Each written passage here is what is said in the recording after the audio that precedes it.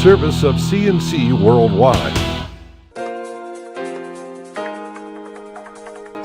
The Daily is a service of CNC and Jib Jab Greetings. I'm Bud Lowell. Your full AccuWeather forecast is always on top here on your CNC local pages.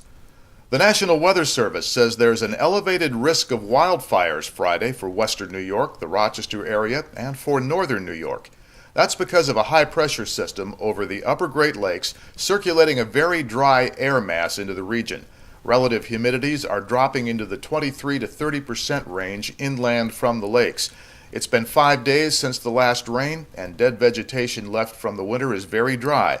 Combine that with some strong wind gusts, and you get a high fire risk on the hills south of Rochester and across the southern tier. There's a statewide burn ban in effect through May 14th. New York State and operators of online gaming platforms have reached an agreement to block registered sex offenders from playing online video games.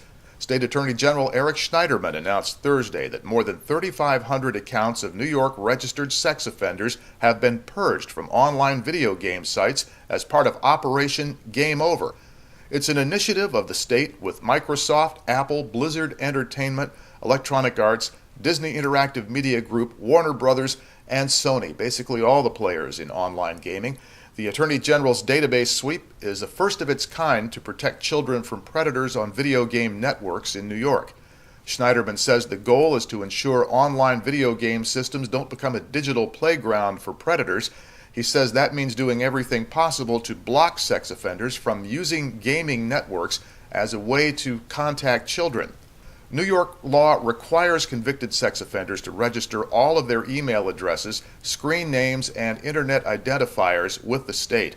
That information is then made available to certain websites so they can purge potential predators off their online networks. The Attorney General's office then approached gaming companies to remove registered sex offenders from their sites as well, and the companies agreed.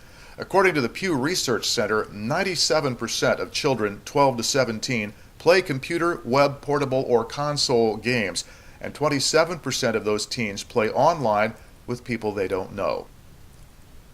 An association that represents Eastman Kodak Company retirees says it wants to work directly with Kodak to find win-win solutions for the issues of health and survivor benefits. ECRA, the Eastman Kodak Retirees Association, is one of the groups to be represented on a so-called Section 1114 committee. That committee will represent retirees during Kodak's bankruptcy and restructuring, and during any discussions about changing their company-provided health coverage.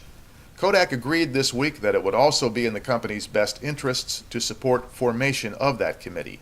Kodak withdrew its motion to terminate Medicare enhancement health care coverage for post-1991 retirees, at least for now. The company had said reducing its health care costs would save millions and help it emerge from bankruptcy.